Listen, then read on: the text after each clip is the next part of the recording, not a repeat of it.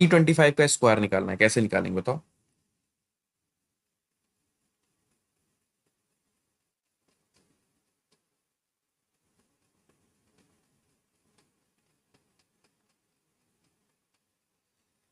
Three twenty five यानी कि 3 का स्क्वायर पहले करेंगे तो कितना हो गया? 9 हो गया। 3 का आधा कितना होता है? 1.5 ऐड हो गया यानी कि 10.5। 10 से मल्टीप्लाई होगा तो 10.5 105 में कन्वर्ट हो जाएगा। और 25 का स्क्वायर हो गया 620, ऐसे। तो 105625।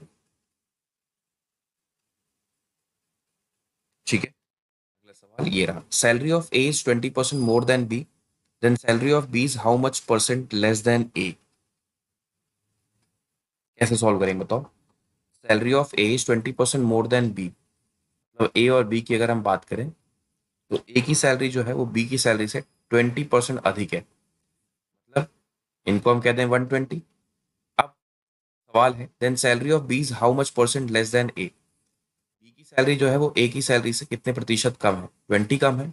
किससे? ए से कंपेयर करने को कहा गया है, तो ए की सैलरी को हम नीचे रख देंगे, मल्टीप्लाइड बाई 100, यानी कि 16.66%। ये आपका आंसर बनेगा। हाँ जी बिल्कुल, वेरी नाइस। यहाँ देखो अगला सवाल, salary of A is 50% more than B, then salary of B is how much percent less than A. सवाल ये है। टफ है? बिल्कुल टफ नहीं, ये ए है ये बी है। अगर ये 100 है तो ये क्या है? ये 150 होगा। अब क्वेश्चन कह रहा है कि बी की सैलरी कितने प्रतिशत कम है। कम कितना है? 50। इससे ए से कंपेयर करने को कहा गया है तो ए को हम नीचे रखेंगे, मल्टीप्लाइड बाई 1/3 मल्टीप्लाइड बाई 100, यानी कि 33.33%।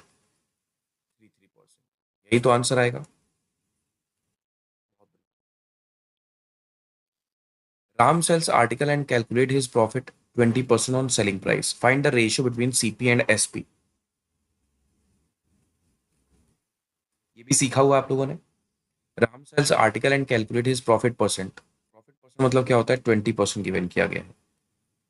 20% मतलब 1/5। किसके साथ कंपेयर किया गया है? सेलिंग प्राइस के साथ। यानी कि नीचे वाली वैल्यू सेलिंग प्राइस की, ऊपर वाली। 5 रुपए में किसी वस्तु को आपने बेचा है तो 1 रुपए का लाभ हो रहा है, तो खरीदा होगा आपने 4 रुपए में, तभी तो 1 रुपए का लाभ हो सकता है। तो रेशियो क्या हो गया? 4:5।